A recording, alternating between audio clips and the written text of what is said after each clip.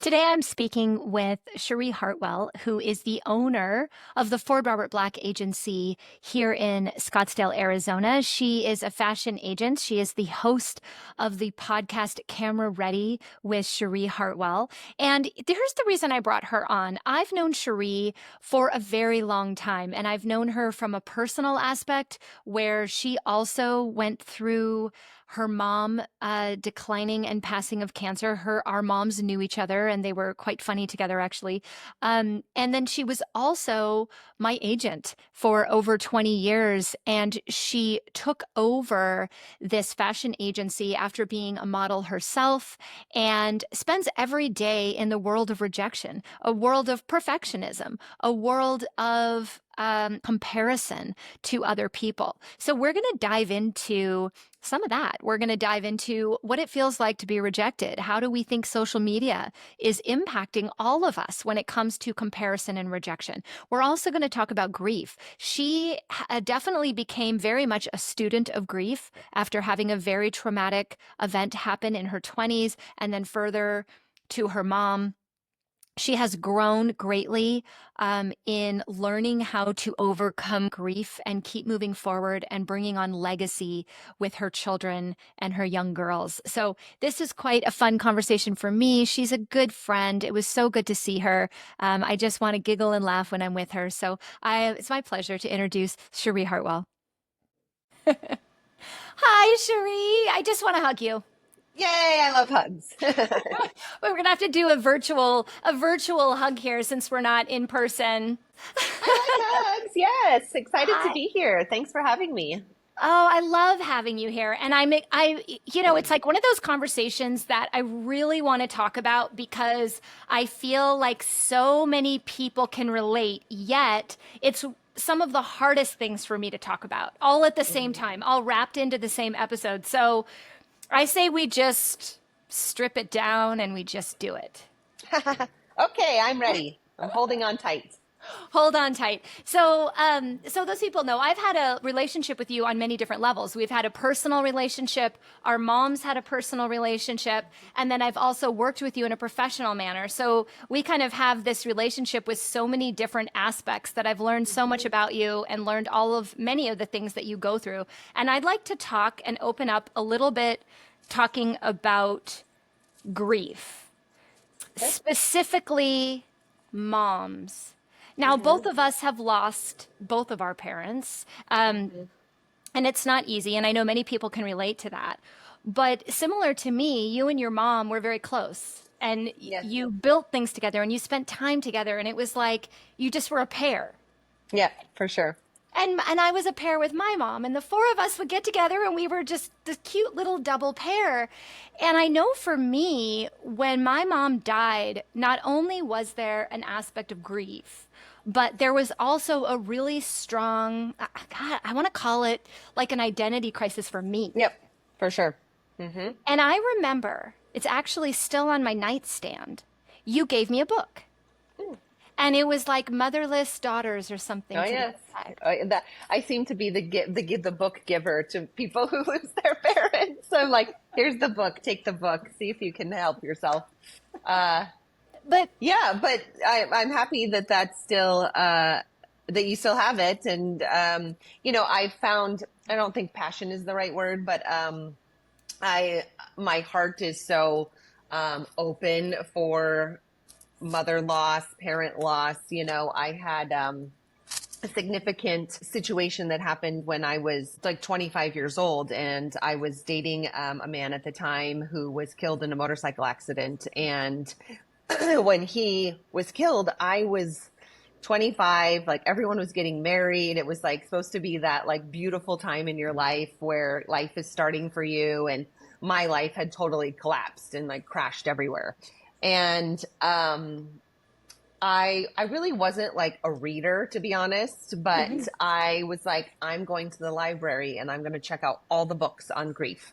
And I was living with a friend at the time, and she was like, she came home and I mean, it was just stacked up. And she's like, what's going on, Sheree? I'm like, I'm going to get through this. Like, somehow I'm going to get through this. I don't know what the hell all of these books are going to tell me, but I'm going to read every single one of them. And I became like silly, like a student of grief. And it was kind of like this little, like, Sheree's in there reading her grief books, you know? And I didn't know, I think there's a difference in like a tragic loss and also a loss that's anticipated with Yeah. illness or something like that, you know? So Mhm. I think a tragic loss is also affects you on so many levels because it's so out of the blue and so just crazy and chaotic. So I spent that first year after David had passed, and I was in like every grief counseling group I could be in, you know, kind of Mhm. like a spousal loss, young loss. I mean, I went to all of them and I read all the books. And um, I will say that I laid a big foundation for myself there moving forward in my life Mhm. because I really learned then how to work through those things. So when it came to my mom, who passed, gosh, about 7 years following that, Mhm. um, it was a different loss. It's totally different. And first of all, I want to commend you at 25 years old for doing that because I lost my dad at 24. And you know what I did? I just stuffed it down. I Oh just yeah. powered through. I just kept working, going to school, doing what I had to do. I didn't process it. I didn't deal with Hmm. it. I didn't feel that I had the time. And it wasn't Right. until my mom passed that not only the grief of my mom hit me, but the grief of my dad and Right. everything else that I had grieved. And that could have been the loss of a pet or the loss of a job or Mhm. I don't know, the loss of, I don't know, Anything. something, Yeah. you know? Hmm. So, Friendship. Anything. Yeah. so your mom, it was a longer road. Like that was an anticipated Yeah. loss from Yeah. And multiple she, myeloma, if I remember correct. yep, and was sick, and you know, getting that kind of original, that cancer diagnosis originally, that there's a sense of grief that starts right there. Like, Mhm. okay, wow, now we've got this other path that we're going to be going. We thought like our life was going to be one way, and now we've got to battle this, or we have to find a way to stay positive down this road, whatever it may Mhm. be. And I think during that time there was a lot of uh, I guess, and I was like 30 years old again. So I was newly married, trying to settle into business life, Yeah. ownership, so many things going on within my own personal life. And then obviously caring for my mom and, kind of being the primary caretaker. You take on so many different roles. And for me, it was exhausting. It was just Yeah. like, why am I having to deal with this like again kind of thing? Like, ugh. Mhm. And so, you know, when you're in that, I think you have a bit of angst and you're just like, this is like, you know, all my other friends are off living their lives and doing this stuff. And like, I'm spending Mhm. my time with this. And looking back on it, I would give anything to spend the time with them now, you know, my mom now. Yes. But at the time you're trying to just get through, you know? So, she, after her diagnosis, she lived, just under 5 years after that. And, you know, it was a rough battle, and highs and lows and lots of roller coaster rides, as cancer is. You think you're making headway and then all of a sudden you've got a, you know, low blow that comes in and things are changed. And so, um, you know, I Okay. think after she had passed, you know, it was like all the wind came out of me, Mhm. literally. I mean, it was a very poignant time in my life because it was like that, all that happened. Mom passed, you know, I was raised primarily by her as like a single mom. Mhm. And so it was just the two of us. So it was like my foundation of life as Mhm. a parent, as our little unit was like totally gone, and I had lost like I was just like, I don't even know. And like,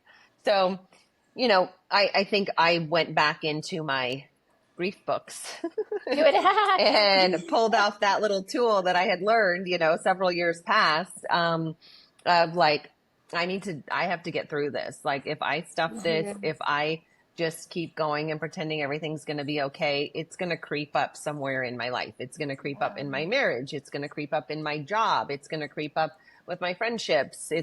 It'll spew out. And I also believe that, you know, frankly, my mom probably had a lot of unresolved things that she didn't deal with internally, that I'm not saying caused her to be sick, but Mhm. I believe that, you know, Mhm. that unresolved stress or that generation didn't talk about their feelings. Nobody was going to counseling. Nobody was like reading the books. And now, I mean, that's our whole world today is like self-help. But that generation of people, our moms alike probably born in the 40s and 50s, that wasn't something that they did. So I believe I was like, okay, I'm not going to do that because obviously I don't want to carry this lug around my life. It's, they think that a lot of people think that mindset, everyone goes, oh, yeah, stress reduction, mindset, whatever. But it actually is a huge factor in our longevity and our health. It has been proven how we look at things. And you and I were raised by women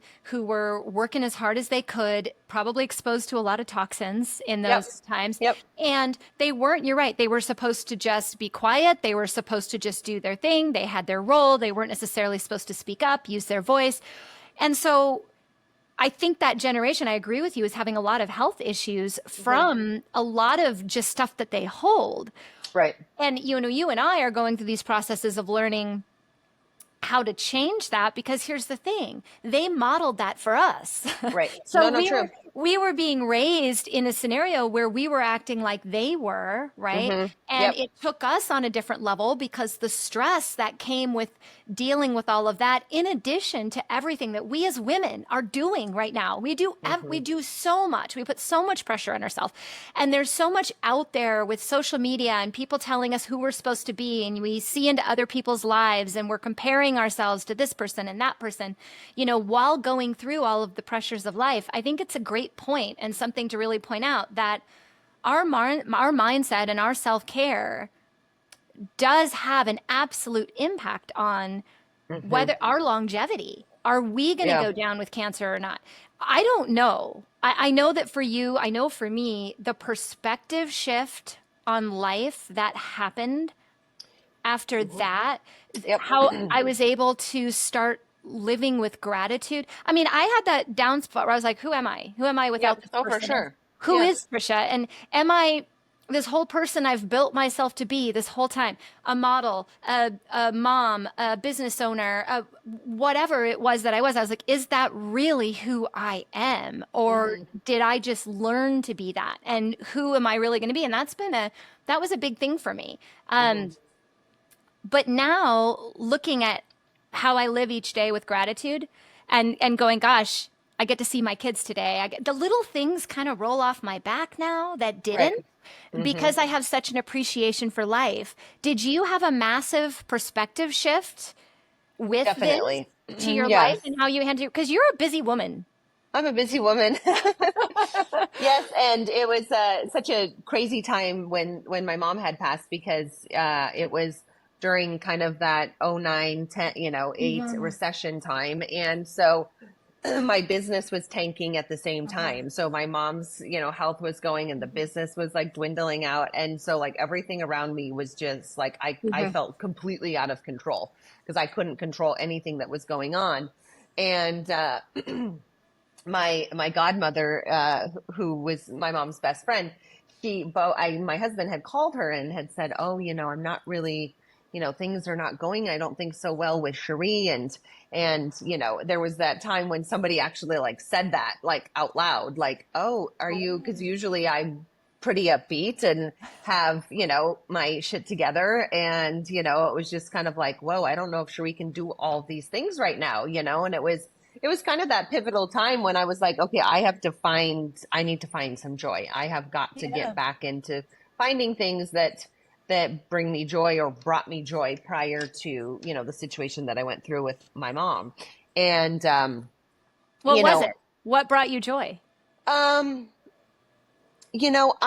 reconnected with some people, in our industry. I think that was, really kind of digging deep into figuring out again who am I again, what do I want to be, who do I want to be in my business, what kind of a leader. I mean, I think there was so much of that, like finding out who you want to be. And I also had this like, my family line has kind of like stopped with me. Me too. And it was like, oh no, like I have a brother. I mean, I have brothers, and whatnot, but it was like, I didn't have children. And so unfortunately, my mom never got to meet my kids. And so it was like, okay, I need to give my motherhood experience and the things that I had learned from my mom on to somebody else. And I think that there was so much healing in that, being able to be a mom. And even though I still talk about her today, my mom, to my girls, and I'm telling a lot of stories and Mhm. trying to keep her present. And they don't have a frame of reference except anything I've told them. So, but I think keeping that memory alive and talking about people who have passed, and making it kind of present day, like, oh, this is Mhm. so funny. This would have been like totally right up her alley, or, she used to eat this or whatever. And that for some reason I still feel like she's with us kind of thing, Yeah. That And legacy is so important. That yeah. legacy was so important for me as well. And I think we get so we get lost in the grief so often that Hmm. we forget those moments of that legacy and we cry. And my kids definitely saw me cry. I mean, my Hmm. kids saw me. In fact, sadly, my kids have seen me at the lowest point of my life. Hmm. Um, and sometimes as a mom, I look back and I go, God, why did I let them see that? Why did I let anyone see that? But when I talk to my friends say, we didn't see it. Yeah. You were out there doing whatever you do. We didn't see that lowest point in your life, right? And we didn't really Hmm. see it until you came out of it. And then we realized, oh my gosh, you were Well, like 100 pounds and you had bags under your eyes and your hair was falling out and you didn't have joy in your eyes anymore. I mean, right. but then when you get that back, it's like, wow, I didn't even realize it. And I think there's so many people out there maybe listening that don't even realize you're in that low. You don't realize you're Hmm. in that bottom, Hmm. but you are. And it is about community. Like you said, you reached out to people that were in your community that you hadn't talked to. And we've lost so much community. Right. Yeah. And I think people who haven't, one thing I really learned was people who haven't been through a significant loss, Mhm. they don't understand it. And Yeah. prime example, I had a model at the time come in and he was all jovial and, hey, Sheree, how's it going? And I was just like, oh, I'm okay. And it was probably like 10 days after my mom had passed. So I was back. I was trying to like catch Mhm. up and whatnot. And we're in a very people heavy business, and I'm usually the cheerleader of the group, making everything yay. And I said, oh, I'm hanging in there. I said, my mom died, and I'm having a bit of a tough time, but I'm here. And he kind of like dismissed it, not in a negative way, but he was just like, oh, okay. So then back to me now. And it was like, okay, yes, okay, I deal with models. Sometimes they're not always the most self-aware, but I was like, you frustrated me. I was like, what? I mean, I Mhm. was kind of being a little vulnerable and just saying, hey, like, Mhm.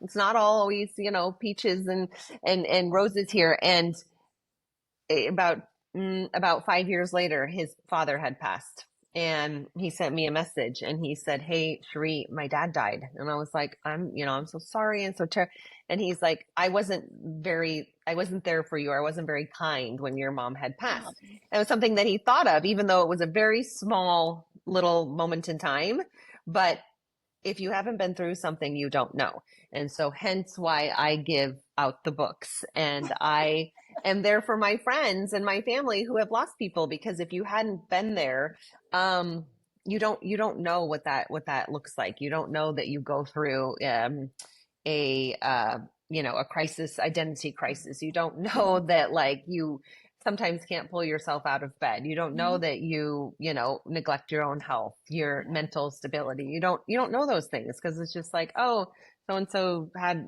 their mom passed. Oh, okay. On to the next, because we're all so Yeah. busy. Well, and as if you're someone that's a people pleaser, a Yeah. perfectionist, and you're the one that's lost someone, you also don't ask for help Correct. because we're gonna do it ourselves. We're gonna get the self-help book. We're gonna do it, and it becomes very lonely, especially if other people can't relate to it. So, Hmm. Very much so. it's funny. And you need to have that safe group of people where you can talk about things, that I'm not usually terribly I'm rather private with my personal life, I mean, I certainly post things on Instagram or whatever, pictures and stuff, but not I have my group of people that know like really what's going on, or in Mhm. inside. And so, you have to also find that group, that support system that will listen to you when you're crying for no reason. Or, I read something recently. I still, follow a lot of different uh, Instagram, like, loss pages and whatnot. But they were saying that, the loss happens, let's say at the time of the mother's passing, right? Mhm. And yet the loss continues throughout your life, because I'm thinking about like my daughters as they graduate high school, as they get married, like grandma's not there. So you're having this, like, you lost her on the beginning when she passed. Now it's been like 15 years ago since she passed away. And then to when I'm still having these little joys where I'm like, I want to call my mom and tell her, like, oh my gosh, this happened, or Mhm. this happened in my business, or whatever. And you're like, oh shit, it's not there. It's like, oh, and this, she's been gone 15 years and I still have these like moments when I want to do that, So, I know. It is, you were talking about, you have two girls and they're gorgeous, by the way. Like, thank you. are they getting tall? They're getting very tall, actually. My little one is talking. She had to have had to put creams and little medicine because she's got, her legs are hurting. And I said, honey, I think those are growing pains. She's going to be very tall and Lanky. long. Yes. So, Well, it's, a lot of people may not know this. Both of us have a similarity in that we grew up in the modeling industry modeling. So you've seen both sides of this coin because yep. now you are an agent and you are a kick-ass agent of a very large agency. And you've turned this agency from moments of being down into moments of being up. And it's lovely to watch, by the way. Oh, Um, thank you. but you started modeling around age 9, right? Yep. Around 9, kind of doing kids modeling, and, didn't, I signed with the agency that I now own when I was like 12. So, it's been like 35 years that I have been in the business, on the agent side about 25. But yeah, and I'm like, yeah. Yeah, it's a crazy world because when I was younger, and I don't necessarily feel this anymore. In fact, one of the reasons I started the show is I was like, we're not so different anymore. But when I was younger, it was like, well, you're very different because you had to be a certain height, you had to be a certain weight, you had to be a very certain look. There wasn't as much variety as I think there are now. Yep. But it was like very few people walked into an agency and were signed, and if you were Mm-hmm. signed at 9, 10, 11, 12, like that was a big deal, right? Mm-hmm. And I think for me, a lot of times it made me feel very alone because I thought, well, I'm towering over people. Nobody knows who I am. We're not relatable. And and obviously, I signed with you in my 20s and was with you for, I don't know how long. I'm going to say my age probably. Like I was with you Yeah. a good 20 years. I don't know, somewhere Yep. in there.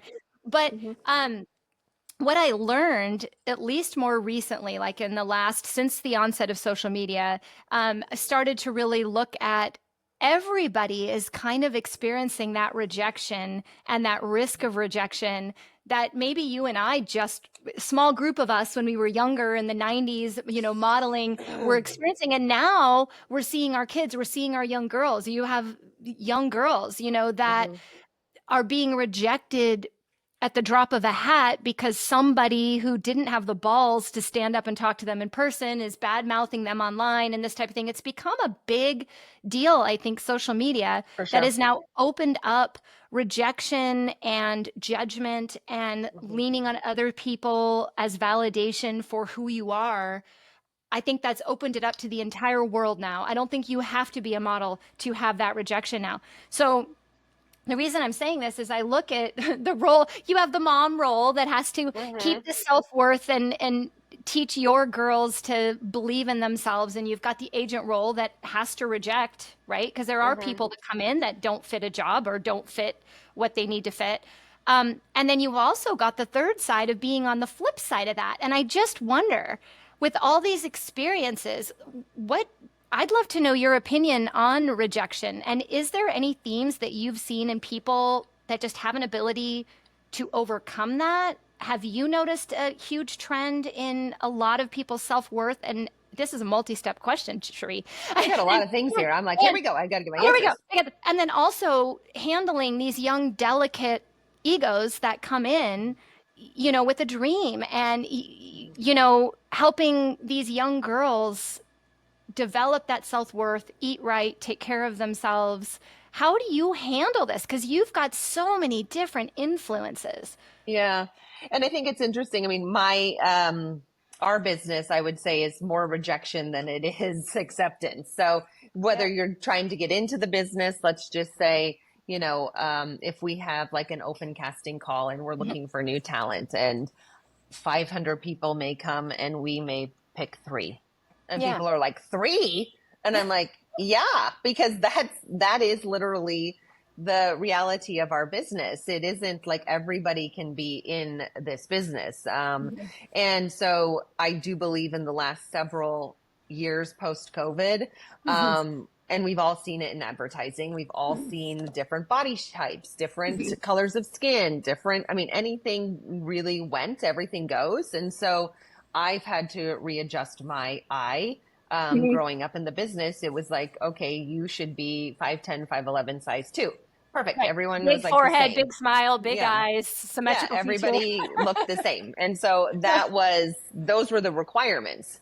Today, it's like, we represent people who are 5'6" and Mhm. who, are a little curvier, or, I mean, the gamut is the floodgates have totally opened. One of the things where, with rejection, I mean, you have to have thick skin to be in our business. I feel Mhm. like today you have to have thick skin in this world Yeah. because of social media, because everyone thinks that they can have an opinion and tell you Mhm. their opinion. Mhm. Whereas before, I think we were a little bit more buttoned up. And Mhm. I've seen this with my daughters. My eldest, who is 13, and I'm always talking to her about with her phone with her friends. And so I'm like, you have to remember that I used to have to call and say, hi, Robbie, is Tricia there? I would love to talk to her. Oh, yes, who is this? Oh, this is Sheree. And then I would wait there. And there was like an accountability from a parent, right? Or some other like, 100%. yeah, Oh and my like, oh gosh. no, if Tricia calls, I'm not here. Yeah. Where now you have this device, which anyone can say anything, anyone can get in. It's so in your face. And so I Mhm. was telling my daughter, I said, hey, you got to remember that anything that you say in there, the other moms are looking, because I'm in there checking and seeing Mhm. what's going on. And so and she's a great girl, but some of the times things get a little like, teenage, middle school stuff. And, I think it's the cattiness, and there's, that rejection, that comparison, I think starts then. I mean, it starts at a very young age, and then you couple in trying to be in our business, which, Which they're watching you do, obviously. They know what you do, yeah, for sure. And right? yeah, absolutely. I Maybe don't, they have actually a better perspective on it than most because they're yeah. watching what you do and And, understanding that these are jobs. It's not, you're just the messenger, right? hmm People are coming to you saying, this is the type of person I want, someone who's 5'5", has blonde hair, blue eyes, and then someone with 5'10" walks in with dark hair and you say no, and they right, feel like you're rejecting them, but it's not. You're just the messenger. I mean, that's your right. job, right? Yeah. And I think a lot of times, I see more people who, and this is such an oxymoron, but more people who don't have what it takes to be in our business physically, Hmm. who have the confidence. And the Hmm. people who have what it takes physically have no confidence. And you would Hmm. think it would be exact opposite. But most of the people that we're managing, especially the young girls coming in at 13, 14 years Hmm. old, they are the tallest in their school or in their Hmm. group of friends. They are probably the thinnest. They're Hmm. they're just a different. They stand out for different reasons, and so And they're I self-conscious about it. Yeah, oh, for they are. sure. I'm For like, you sure. are a beautiful girl. Look at you. I mean, and they don't think that because they want to be like everybody else. And Hmm. so, I think the thought of rejection is like, this is a very specific business. And it could be like, I almost coming down to a half an inch, a quarter of an inch for something that you have to fit a certain clothes, or, sign a kind Hmm. of dress or a certain product. And that's why it's become so competitive, because now everybody who is on Instagram thinks they're a model. And So how do you think the fact that this has spread open to all sorts of different, being very competitive and all sorts of different things, do you think that has helped us as, I'm going to say as women with our self-worth, or do you think it's harming us more? Do you think we need to have these conversations more? I think that social media for all ages is tough. I Me think it too. really is because, you are comparing, oh, look at so and so, what kind of trip they went on. Oh, look at her Mhm. swimsuit that she wore. Oh, of course her kids look perfect. Oh, look at the beautiful table she set for Easter. I mean, the same thing that we're all in our mind doing, but it's heightened, and it's on a, minute by minute basis. You pick up your phone and it's a ding, ding, ding, ding, ding, ding, ding, and you can just see it coming. So for young girls getting into our business, they're seeing what other people are doing. I just was telling the girls in the office yesterday, I said, I never knew what anybody was doing in the agency until I Yeah. came to a casting in person. And then Yeah. it'd be like, oh, so and so, oh, I did this. Or you're like flipping through Hmm. their portfolio book and you're like, oh, wow, that's a Hmm. cool editorial or a new test or Hmm. whatever that may be. It wasn't this constant, like, so and so's doing this and why aren't I booked on that? And I should be going to Italy. And I wanted, Hmm. it's this mania. And so, really trying to re-educate people like uh, you have a specific path in this business. Obviously we wouldn't have signed you or we wouldn't have brought you on as talent if we didn't think that there was a place for you. But you're not going to be like Susie, and Susie's going to do her thing and you're going to do yours, and they're not going to be the same, and that's okay. Hmm. And I think that that's a big part of it because we are all comparing ourselves, and what we see on social media is also extremely curated. So Oh, it 100. looks perfect at the time, but honey, it's probably not. Well, and you said earlier, the most beautiful girls have the most self-conscious issues. And you see Yep. this even outside of the modeling world. You see people that have this amazing life. They have this beautiful home. They have all this money. They have a successful career, and then they commit suicide. Yep. And you're like, what? So, I mean, it's so, I think that's what gets me the most because as a parent, I look and I go, okay, what are we creating for the next generation? We're creating a world of comparison, of Hmm. quick little sound bites, of hooks. Nobody's communicating. We're losing that community, that debate at the dinner table because we can't possibly talk about other people's point of view or debate an issue, and we're starting to lose that in our culture. And as a physician, what I'm seeing is I'm seeing that impact health. I'm seeing higher rates of diabetes, higher rates of anxiety, higher rates of depression. I'm seeing people who aren't sleeping. Yep. I'm seeing people who literally feel like they're nothing or that they are worth nothing, and that fear of being rejected, that fear of being judged, of somebody else that they don't even know is stopping Right. them from becoming successful. Hmm. I would imagine that, well, maybe not in the modeling industry. That might be an odd world for this, but I was wondering if those that have the self confidence are the ones that truly move and have the longevity of the career because they finally realize, forget it. But I guess in that case, there is so much based on the look that Hmm. as long as they show up, they're okay. Well, yeah, exactly. And sometimes I'm like, gosh, this person is coming in hot. And if the person who had all of the physical attributes had this confidence Mhm. together, this would be amazing. But it Yeah. doesn't, it's been proven over the many, and we giggle about it because I'm like, this person is amazing and they have so much confidence and they're so like great. It's just not right for our business. And, Yeah. I think that, the fashion industry as a whole, has Mhm. always gotten a bad rap um, for really having to look a certain way. And Mhm.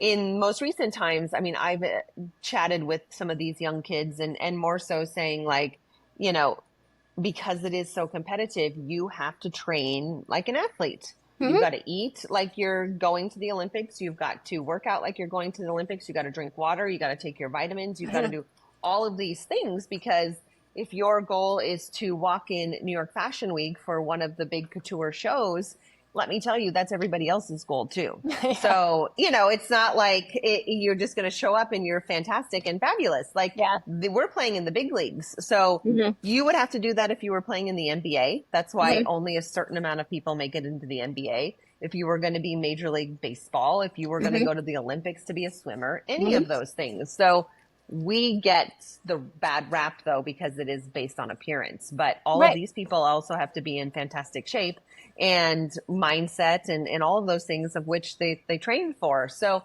that has worked recently, getting through to people of, you know, you got to train like you want it.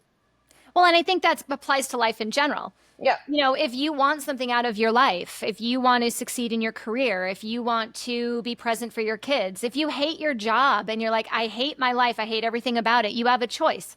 You have a Yep. choice to change it or stay the same. You can stay the same and everything will stay the same, or you Yep. can make a choice to be proactive and look at where you're trying to go.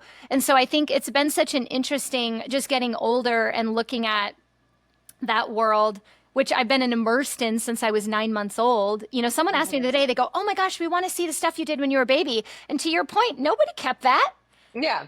I No, don't that have was not any kept. idea. Even the stuff I did when I was 12 or 13, like it was all in my book with the agent and it went off with the agent and there were no copies and no digitals and no, Yeah. I might have some old comp cards lying around when I was like 12, but that's about the extent of it. It's funny, Yeah. but it is really starting to apply to a lot of my friends who are doing a lot of comparison. So that's why I wanted to ask you somewhat about that and rejection.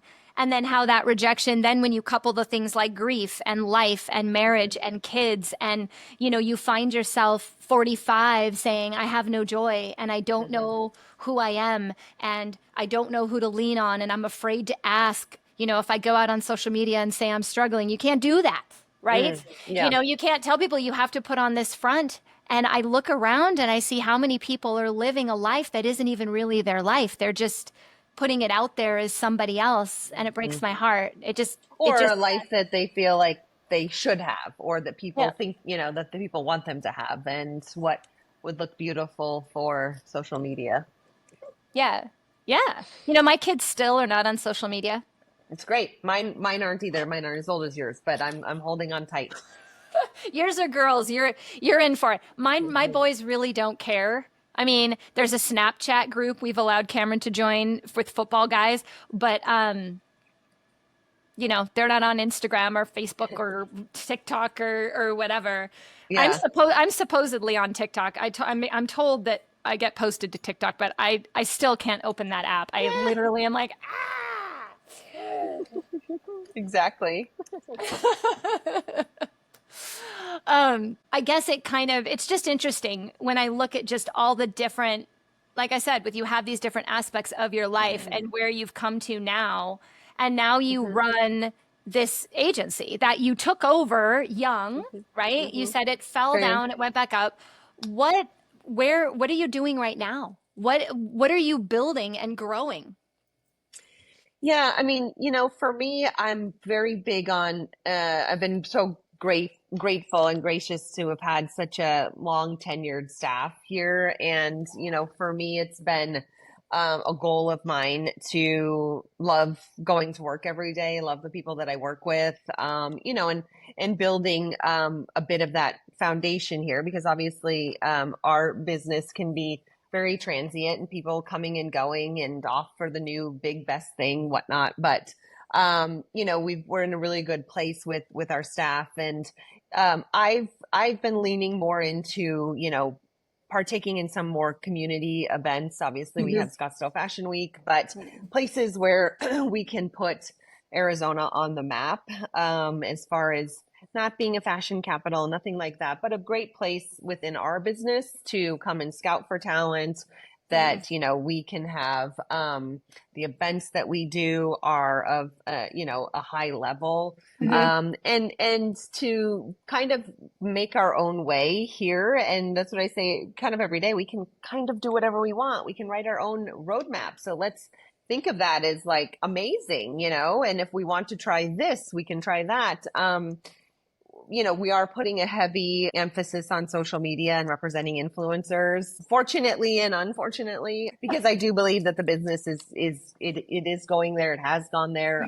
It's not really going away, and trying to educate us, all of us and ourselves, on what the impact of AI is going to do for our business, and what that looks like, good or bad. And so, I love that I can live and work in Arizona and still be connected to all of the major markets and hear what's going on, or what the trends are, or the gossip or whatever, but not have to live that In it. that really big life, of the agent life, the agency owner life, because like you said, I do try really hard to have a balanced life and time with my husband and my daughters and friends and things like that. I have a tendency where I could have really been a workaholic just because I like what I do. And I'm also just like, when I get going at something, I want to be great at it. But I do find more joy now in having that balance. And maybe I've slowed a little bit when it comes to that. And I don't get all bent out of shape about things so quickly anymore. But I think that comes in age, and that comes in, dodging all of these experiences and and having that experience. Those appreciations for the Yeah. little things that we dismiss so quickly. Do Hmm. you have, being around in just all the people you've met, do you have an opinion on perfectionism? Do you think that it helps people or inhibits people? I really think, I think it's a double-edged sword. I really do, because, there's parts of my life where I'm a very much so a perfectionist. And then there's other parts where I'm like, I don't really care about that. And it's funny because it's kind of like toggled in my mind before, where I'm like, I should be like so buttoned up about this, considering my personality, but I'm really not. And, I think that there's a lot of benefit to being a perfectionist. There is. It depends on if you can mentally detach from that at the end of the Yeah. day, right? And have some kind of other outlet, and not get totally wrapped up about it. And one of the things, it's such an easy thing um, to say or to think, but I'm like, this is going to end up working out how it's supposed to. And Well, I yeah. sometimes, when I'm in like a crisis and I'm like, oh, this is getting like, you know what, this is going to work out how it's supposed to. And it does. And whether that's good or bad, it's all going to work itself out. And Mhm. sometimes standing on the sideline a little bit and letting things pass, letting things work themselves out, that has proven to be a good tactic for me when I'm worked up about something. Well, yeah. And it just, trusting that it's going to work out. And Yeah. yeah, I think there's a drive with perfectionism that I appreciate, Hmm. that Yes, for people sure. want to be better. But when you're constantly moving the goalpost, constantly, I start to ask, do you not feel that you're worth it or that you're good Hmm. enough? Hmm. And, that hurts, that I could Yeah, look at somebody and see that they don't feel that they're worth whatever they're trying to accomplish, or sure. that they're good enough for where they are. And not seeing the big picture, that this is just life and we can't change it. We couldn't change our moms dying of cancer. There was nothing Right. we could do in that moment. Hmm. We just had to be there. We had to help them. I talk about how I'd always help my mom go to the bathroom. Like, we don't Hmm. think about those little things that we do every single day that we kind of take for granted, Oh, you for know, sure. that we Hmm. drive somewhere, or that, we get in Right. a fight with someone. Well, we were in the same room with them, and that's a blessing, because we were with Right. somebody and we had a conversation. Um, and I kind of go back and forth on it. I had a guest that was talking about how perfectionism can drive people, like how athletes, and I'm sure Hmm. maybe in modeling industry, Yeah. people with perfectionism tendencies tend to make it further because they Hmm. keep moving that goalpost. But I Right. always ask, at what cost? At Hmm. what cost is that pursuit of excellence Hmm. to how you feel about yourself?